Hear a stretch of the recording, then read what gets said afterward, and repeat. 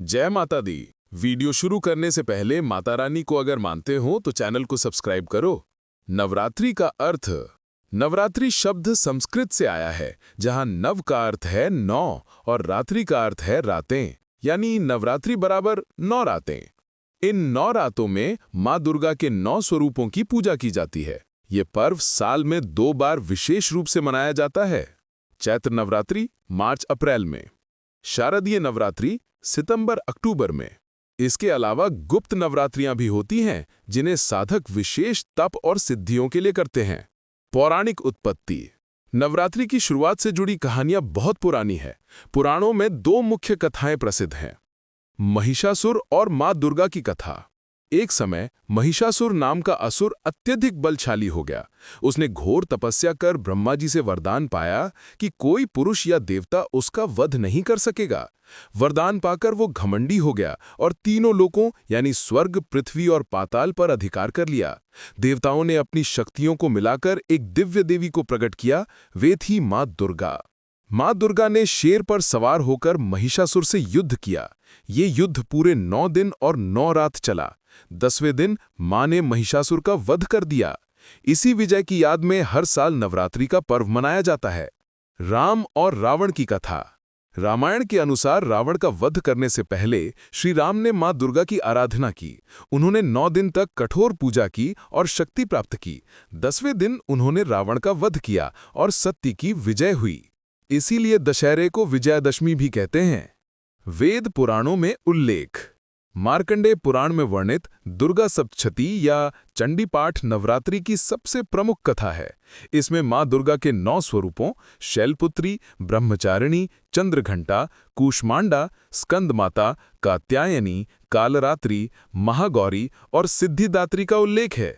हर दिन इन स्वरूपों की पूजा से साधक को अलग अलग शक्तियां और आशीर्वाद मिलते हैं। ऐतिहासिक दृष्टि से नवरात्रि सिर्फ पौराणिक ही नहीं बल्कि ऐतिहासिक रूप से भी महत्वपूर्ण है।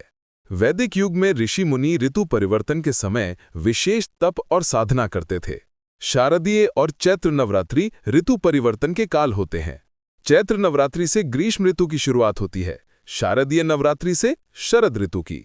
इस तरह ये त्योहार प्रकृति और ऋतु चक्र से भी जुड़ा हुआ है। नवरात्रि और भारतीय समाज। नवरात्रि का पर्व केवल पूजा पाठ तक सीमित नहीं रहा, बल्कि ये भारतीय संस्कृति और समाज की आत्मा बन गया है। गुजरात में गरबा और डांडिया, बंगाल में दुर्गा पूजा, बिहार, उत्तर प्रदेश में रामलीला और रावण दहन, ये सभी नवरात्रि के ही रूप हैं। ये पर्व स्त्री शक्ति का प्रतीक है और समाज को ये संदेश देता है कि नारी सिर्फ कोमल नहीं बल्कि शक्ति का रूप भी है। धार्मिक महत्व। नवरात्रि आत्मशुद्धि और साधना का पर्व है। इन 9 दिनों में उपवास, ध्यान, जप, तप और पूजा से मनुष्य अपने भीतर की नकारात्मकताओं, काम, क्रोध, लोभ, मोह, अहंकार पर विजय प्राप्त करता है।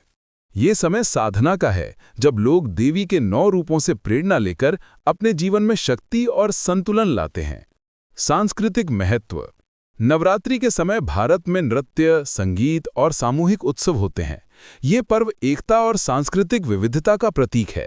बंगाल में दुर्गा प्रतिमाओं की भव्य स्थापना, गुजरात में गरबा, हिमाचल में कुलदेवी की पूजा, दक्षिण भारत में गोलू सजाना, ये सब परंपराएं नवरात्रि को अनोखा बनाती हैं।